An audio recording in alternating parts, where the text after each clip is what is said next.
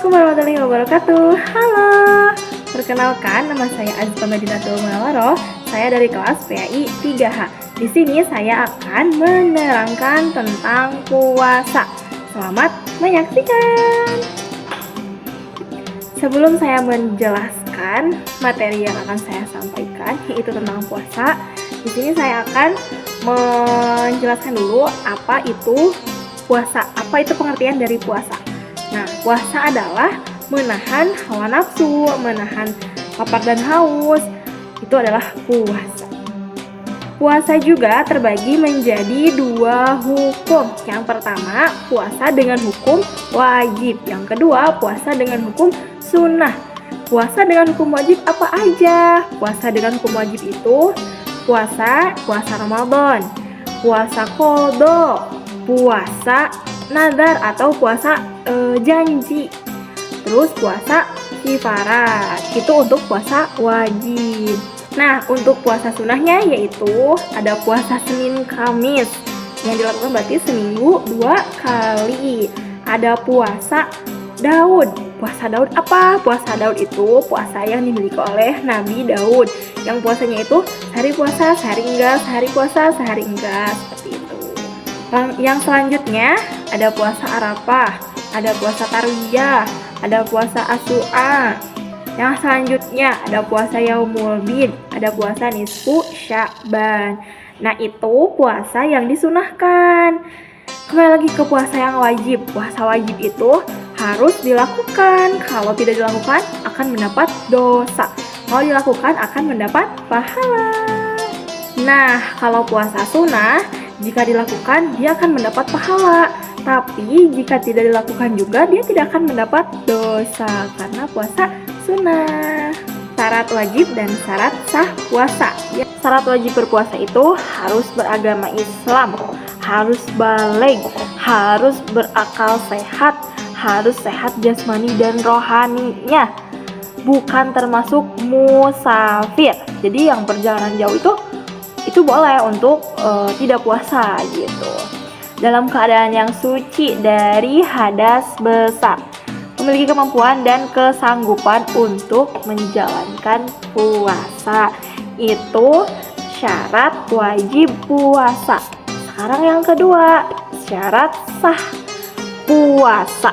Syarat sah puasa itu yang pertama, Islam, beragama Islam. Yang kedua, dapat membedakan mana yang baik dan mana yang buruk. Yang ketiga, tidak dalam keadaan najis atau suci dari nifas atau haid. Yang selanjutnya, memiliki pengetahuan mengenai waktu ditentukannya puasa. Sekarang rukun-rukun puasa. Rukun-rukun puasa itu ada 3. Yang pertama, dia harus Islam. Yang kedua, membaca niat. Harus baca niat kalau mau puasa ya. Yang ketiga, harus menahan serta mengontrol diri. Menahan apa? Menahan hawa nafsu, menahan lapar, menahan haus. Itu termasuk rukun-rukun dari puasa. Nah, sekarang hal-hal yang membatalkan puasa itu ada berapa? Ya, banyak. Yang pertama, makan dan minum. Itu dapat membatalkan puasa. Yang kedua, melakukan kegiatan seksual. Nah, itu tidak boleh tuh. Jadi ketika kita lagi puasa, terus kita melakukan kegiatan seksual yang karena emang kan puasa itu menahan hawa nafsu gitu ya. Terus tiba-tiba kita melakukan seksual. Nah, itu puasanya batal. Yang ketiga, menyengajakan muntah. Menyengajakan muntah itu seperti apa? Kalau misalkan kita lagi puasa nih, itu di gitu, itu menyengajakan muntah dan itu membatalkan puasa. Selanjutnya, menyengajakan keluarnya air mani. Nah, ini juga tidak boleh nih kalau lagi puasa. Terus kita menyengajakan keluarnya air mani ini untuk para cowok ya, suka disengaja gitu mengeluarkan air mani, itu tidak boleh. Lagi puasa itu tidak boleh, harus menahan itu. Kehilangan akal atau pingsan nih. Kalau kita misalkan lagi puasa nih terus tiba-tiba pingsan, nah itu dapat membatalkan puasa. Jadi puasanya batal ya. Keluar dari agama atau memeluk agama yang selain dari Islam, itu juga dapat membatalkan puasa. Oke, yang terakhir, keutamaan dan hikmah dari berpuasa. Ada apa aja ya? Yang pertama, mendapatkan beberapa pendidikan rohani. Nih, kayak misalkan kita lagi berpuasa di bulan Ramadan. Maka banyak tuh di TV-TV yang ceramah, itu sebagai pendidikan rohani. Yang kedua, memperbaiki cara bergaul seorang muslim. Yang ketiga, bermanfaat untuk kesehatan. Karena berpuasa itu benar-benar sangat bermanfaat bagi kesehatan tubuh kita.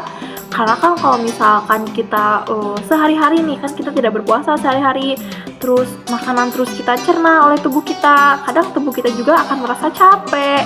Nah, makanya harus berpuasa biar istirahat dulu untuk mencerna makanannya. Jadi lambungnya nggak kaget gitu, dicernanya tuh nggak terus-terusan gitu, harus mencerna karena badan kita juga nanti akan ada capeknya gitu.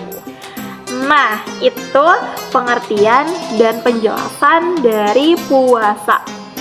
Terima kasih atas perhatiannya. Assalamualaikum warahmatullahi wabarakatuh. Dah.